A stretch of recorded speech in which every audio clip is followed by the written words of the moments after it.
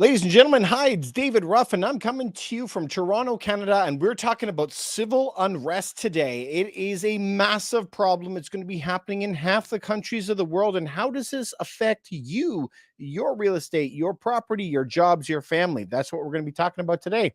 Let's get right into it.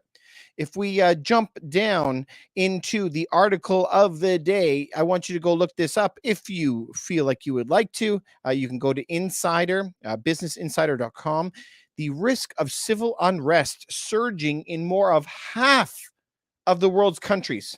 Half of the world's countries. There is only 200 and some countries on earth, but they're saying half of them are going into civil unrest. Oh my God. So, what on earth does civil unrest mean? It says here that you can see the picture there where all the police are lined up in Sri Lanka. And it says the world is bound for more disruption and unrest in the next 6 months, the intelligence system has warned. Its analysis said that the risk of civil unrest has increased in 101 of the 198 countries it tracked. Do you hear that? 191 of 108 countries. It cited inflation and energy and food.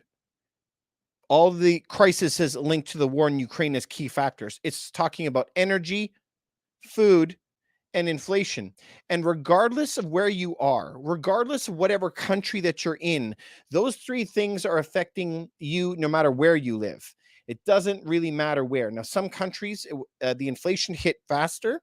In some countries, it hit slower. The fact is that inflation, food, and energy is the basis for our lives and what is hurting us right now.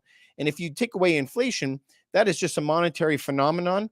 But food and energy are the two things that we have needed since the dawn of time, whether it was firewood and cooking on firewood or it's gas. We have conversations with people all the time that will tell me that, oh, David, I don't drive very much, so I don't need any gas. Really? Half the things in your house is made of plastic, which is made from fuel related projects, petroleum products. Everything that you bought came on a truck. You know what I mean? The building that you're in is using gas to heat itself. So gas is the energy that runs the world. Are we saying, though, that gas should be the thing that lasts forever? Now, a lot of these ESG movements, so environmental, social, governance, those things, are kicking off a lot of these things that have started. So if we look in Sri Lanka in 2019, they ran on the platform that they would be able to do the ESG, environmental, social, governance, and be the world leader. Okay, so that is great. I think that's a wonderful thing, right? But you didn't have a plan B. So the environment, everyone's talking about it, global warming. I don't think it's a good idea to light fires, right? And burn fuel and cook the atmosphere. That's a bad thing. So I think it's a great idea to move away from that. But we can't just say no fuel if we don't have something else to do. If you cut off all the fuel 100% today, it's great for the environment, but most people would die, no food, no heat. So you were talking billions could die. That doesn't work either, right? So I think we should be channeling money into figuring out better ways to produce power that is not going to be environmentally harmful. A weird thing when it comes to organic farming, we cannot produce as much yield. It produces 1/3 the food crop. So now all of a sudden, organic sounds great, but now I have to farm 3 times the amount of land. And there isn't enough land on earth to make enough food for everybody organically.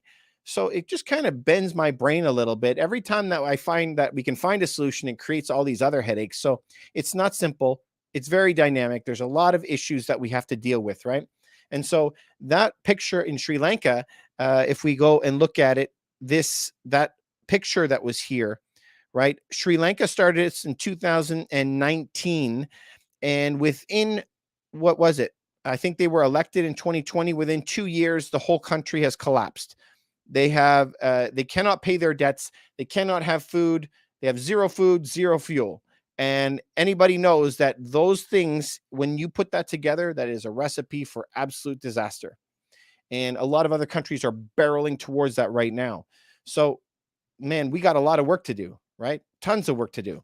So how does that affect the rest of the world? Well, we have a lot of countries that are on the same movement.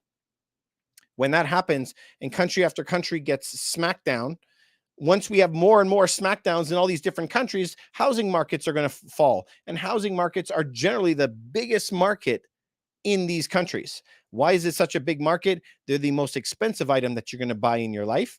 And there's a lot of money that has to be used in order to do it properly between realtors and lawyers and stagers and photographers and all the other things that come with it.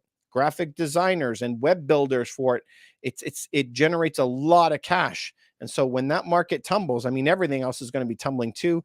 We're not even talking about people foreclosing on their homes and everything. So, this has this is the biggest domino to fall, right? And as that falls, and we have 100 countries that could fall there, that article was saying that there's over 100 countries at risk of falling. When that happens, a lot of homes could go down. That means your home, my home, could be losing a lot of value. Farm boy, how are you? A population built on oil will only survive on oil. I don't know how I feel about that, bro. So you mean because I grew up driving a gas-powered car that I can only survive based on oil? Like, does that mean if we transfer to smart technology, I got to get killed? I got to get bumped off? I don't know. You let me know. I want to know what you think.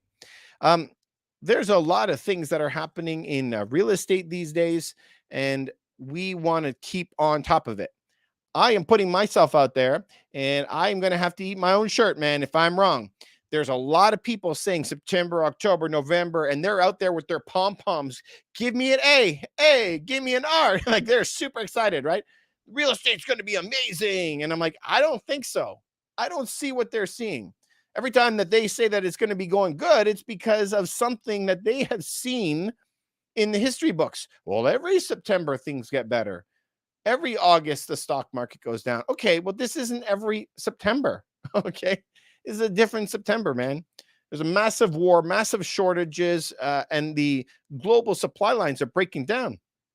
When we're building properties, or if you're renovating them, we can't get a hold of machines or shingles or roof trusses or anything. Fridges you can't get. Everything is so backed up. We can't get a hold of anything.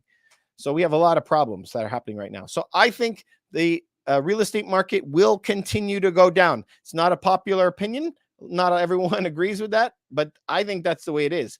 I look at data all over the place, all over the world. We read this every single day, and I can't see any reason why it's not going to continue its fall from grace. And as a general rule, because everyone's calling me, emailing me, texting me all of their different individual cities, the easiest way to think about it is the farther you leave town, right, the more that the prices had went up during the pandemic. So the inner suburbs around most cities had skyrocketed. I mean, like 30% per year for 2 years. So those are the ones most susceptible to get rocked and prices to come down. In addition, in the cities, the bigger homes, those homes will get hit bad. You're talking about the homes that are 3 million, the expensive homes. Those ones are at risk of losing a lot of money. But if, say, you were way out in the boonies or something and had a farm, let's hope you had a farm, right? Agriculture is going to do amazing. If you had something like that, it's probably not going to change price. Or say that you were in a C-class city and then you had properties there, you most likely are not going to see a big decrease in price there.